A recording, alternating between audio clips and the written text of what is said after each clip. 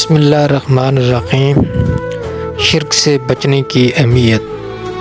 سب سے پہلا پیغام جو اللہ سبحانہ و تعالیٰ نے انبیاء کے ذریعے انسانیت پر نازل کیا وہ لا الہ الا اللہ تھا، جس کا مطلب ہے اللہ کے سوا کوئی معبود نہیں، اور اسی کو توحید کہتے ہیں۔ توحید کا مطلب یہ ہے کہ اللہ ایک ہے اور کسی میں اس جیسی صفات اور خصوصیات نہیں ہیں۔ توحید کا مخالف شرک ہے، یعنی اللہ کے ساتھ کسی کو شریک ٹھہرانا، اور اللہ کبھی بھی شرک کو معاف نہیں کرے گا، جیسا کہ قرآن مجید میں اللہ تعالیٰ فرماتا ہے، بے شک اللہ تعالیٰ ان لوگوں کو معاف نہیں کرتا جو اس کے ساتھ شریک ٹھہراتا ہے، اور اس کے سوا جس کو چاہتا ہے بخش دیتا ہے، اور جس نے اللہ کے ساتھ کسی کو شریک ٹھہرایا اس نے کبیرہ گناہ اور بہتان کیا۔ شرک کیا ہے؟ اللہ تعالیٰ کی ذات یا صفات میں کسی دوسرے کو شریک کرنا، یا اس کے برابر کسی کو سمجھنا، یا کسی کی ایسی تعظیم یا فرما برداری کرنا جیسے کہ اللہ تعالیٰ کی جاتی ہے، شرک کہلاتا ہے۔ مثلاً عبادت کی کسی بھی قسم کو غیر اللہ کے لیے جائز سمجھنا، یعنی غیر اللہ کے لیے نماز پڑھنا، یا غیر اللہ کے لیے روزہ رکھنا، یا غیر اللہ کے لیے ذبح کرنا، غیر اللہ کے نام پر نظر و نیاز کرنا، اور اسی طرح اللہ کے علاوہ کسی اور کو پکارنا بھی شرک ہے۔ مثلاً کسی قبر والے سے فریاد کی جائے اور اسے پکارا جائے، یا کسی غیب کو ایسے امر میں مدد کرنے کے لیے پکارا جائے جس پر اللہ کے علاوہ کوئی قدرت نہیں رکھتا ہو۔ یہ ہر قولی عمل یا فعلی عمل ہے جس پہ شریعت نے شرک کے وصف کا اطلاق کیا ہے۔ مثلاً غیر اللہ کی قسم اٹھانا، کیونکہ خاتم النبیین نبی کریم صلی اللہ علیہ وسلم نے فرمایا ہے کہ جس نے بھی غیر اللہ کی قسم اٹھائی اس نے کفر یا شرک کیا۔ ریاکاری بھی شرک میں شامل ہے۔ ریا یہ ہے کہ کوئی عمل اللہ کے لیے نہیں بلکہ لوگوں کو دکھانے کے لیے کیا جائے۔ دور جدید میں شرک کی مثالیں اور ان سے بچاؤ۔ دور حاضر میں شرک کو پہچاننا اور اس سے بچنا بہت ہی مشکل ہو گیا ہے، اور صد افسوس کہ اس زمانے میں ہر طرف شرک اور اس کی اقسام کی بھرمار ہے۔ حتیٰ کہ ایک خواب میں اللہ نے قاسم کو یہ بتایا کہ یہ دنیا اس طرح سے پہلے کبھی بھی شرک سے نہیں بھری پڑی تھی جیسے یہ آج ہے۔ شرک کی ایک عام مثال غیر ضروری تصاویر ہیں، جیسا کہ کھانے پینے کی اشیاء اور دوسری روزمرہ کی استعمال کی چیزوں پر آج کل تصویر پائی جاتی ہیں۔ مثلاً مشروبات، دودھ، دہی، شیمپو اور اس طرح کی دوسری مردانہ اور زنانہ استعمال کی اشیاء جن پر تصاویر ہوتی ہیں۔ ایک اور مثال شہروں میں مختلف جگہ پر اویزاں بڑے بڑے ایڈورٹائزمنٹ بورڈ ہیں جن پہ زورو تصاویر پائی جاتی ہیں۔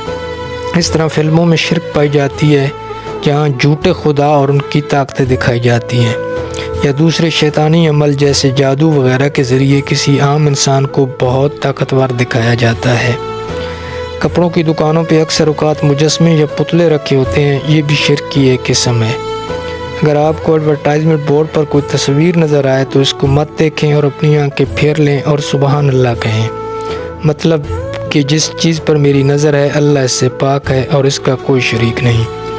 اگر آپ کسی پارک، دکان یا کسی بھی دوسری جگہ پر مجسمے یا بت دیکھیں تو اپنی آنکھوں کو پھیر لیں اور ان کی طرف مت دیکھیں۔ اگر آپ کوئی فلم دیکھ رہے ہیں اور اس میں کوئی جھوٹا خدا دکھایا جا رہا ہے تو اس کو مت دیکھیں اور بند کر دیں۔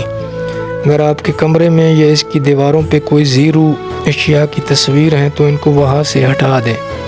اگر آپ کے بچوں کے کھلونے ہیں، جب وہ ان سے کھیلنا بند کر دیں تو ان کو کسی ایسی جگہ پر رکھ دیں جہاں سے وہ نظر نہ آئیں، یا ان کو الماری وغیرہ میں چھپا دیں۔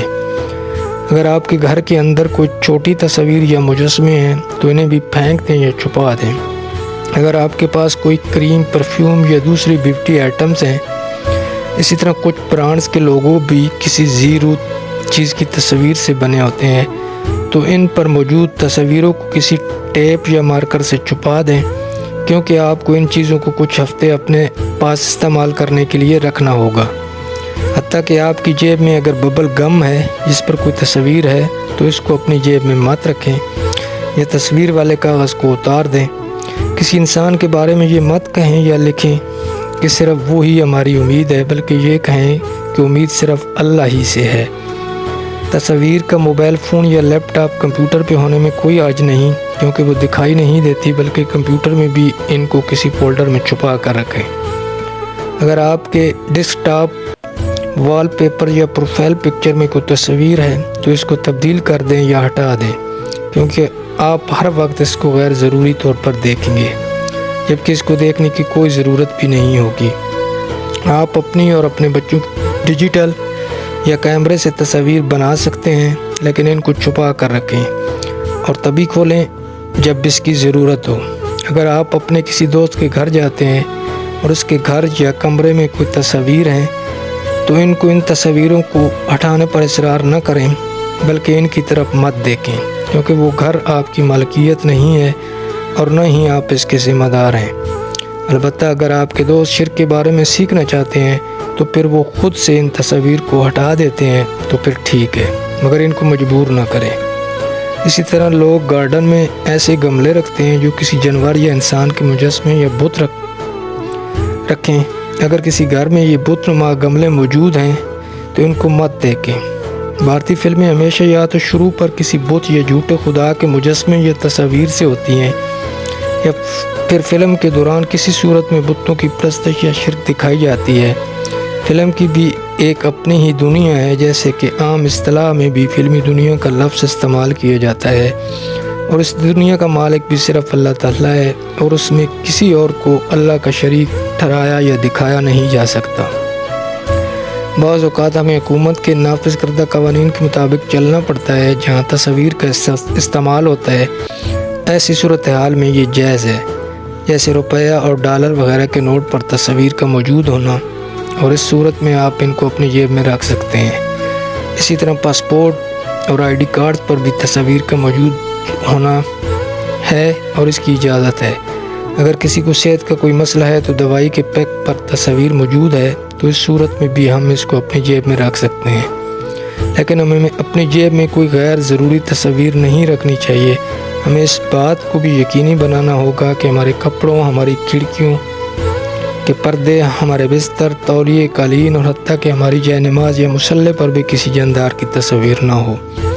نماز کے لیے ایسی جائے نماز استعمال کریں جس کا پرنٹ یا ڈیزائن سادہ ہو۔ بعض اوقات مصلی یا جائے نماز پر بہت زیادہ پھول یا دوسری اشکال کے پرنٹ ہوتے ہیں، جن سے یا تو کسی ضرور شے کی تصویر بن رہی ہوتی ہے، تو ایسی جائے نماز کا استعمال نہ کریں۔ روزمرہ کے کاموں میں جب بھی آپ کی نظر کسی تصویر، بت یا مجسمے پر پڑے تو اس سے نظریں پھیر لیں اور سبحان اللہ کہیں۔